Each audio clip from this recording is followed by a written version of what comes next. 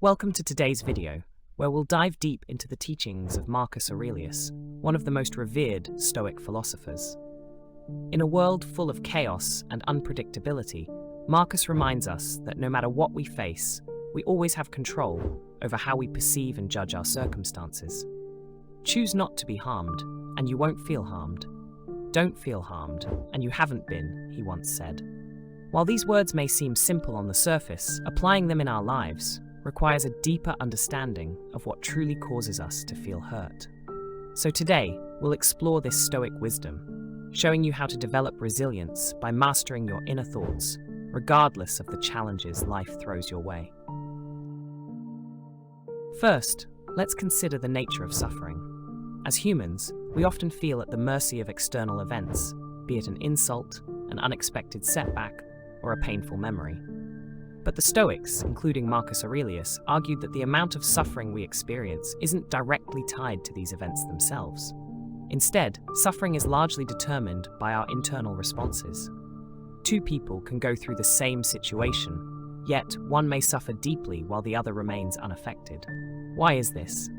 The Stoics believed that the more we depend on external circumstances for our emotional well-being, the more we open ourselves up to harm.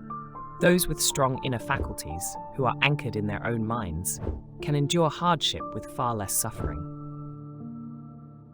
Interestingly, many of us also suffer from things that haven't even happened yet.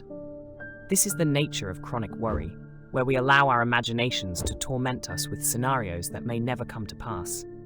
And when we combine past regrets, present difficulties, and future anxieties, it's easy to feel overwhelmed. But as Marcus Aurelius pointed out, it's not the outside world, or even our own bodies, that causes this pain. It's our thoughts about these things.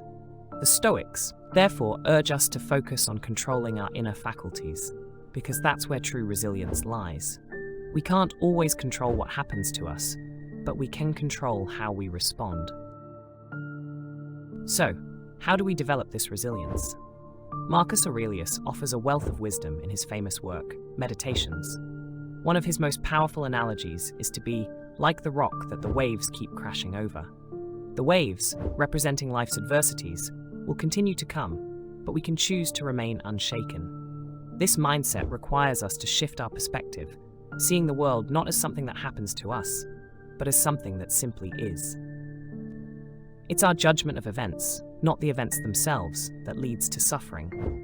If we stop labeling every challenge as inherently good or bad, we reduce our emotional turmoil and free ourselves from unnecessary pain. Marcus also draws a connection between Stoic philosophy and Buddhist teachings. Just as the Buddha emphasized the mind's primacy, Marcus reminds us that nothing happens to anyone that he can't endure. Take physical pain as an example. The moment we start resisting it, adding fear and worry to the experience, our suffering intensifies. But if we simply observe the sensation, without judgment, we may find it easier to endure. As Marcus Aurelius advises, don't let the mind get carried away with labeling these sensations as terrible.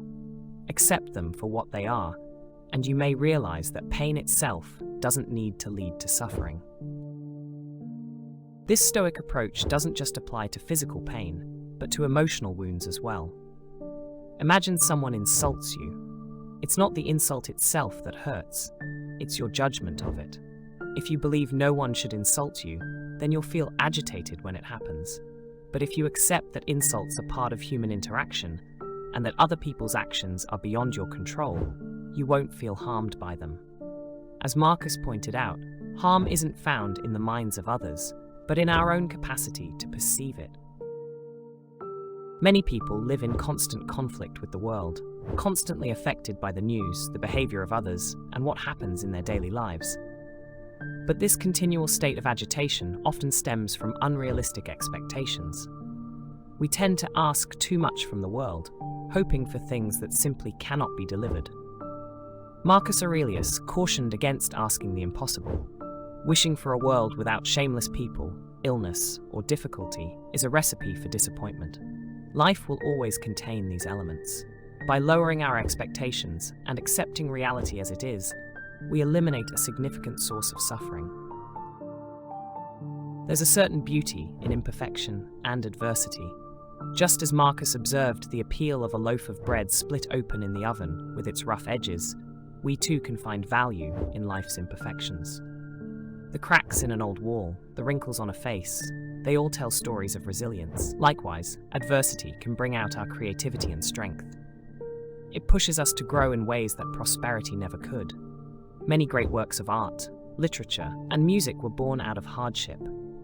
If we can learn to appreciate misfortune for the opportunities it provides, we can weather any storm with grace. Ultimately, when we let go of our judgments about what should or shouldn't happen, we remove the power that fate has over us. The Stoics understood that life will always be unpredictable. Fortuna, the goddess of chance, will spin her wheel however she pleases. But Marcus Aurelius teaches us that we don't have to be victims of fate. We can choose to embrace whatever life brings, finding beauty even in the worst circumstances.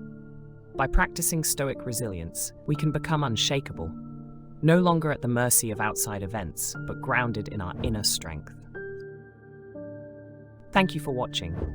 If you found value in this video, please give it a thumbs up, share it with those who might benefit from these insights, and subscribe to our channel for more content on Stoicism and personal growth.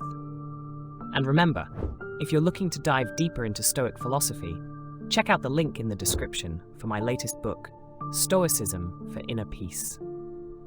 Stay resilient, and until next time,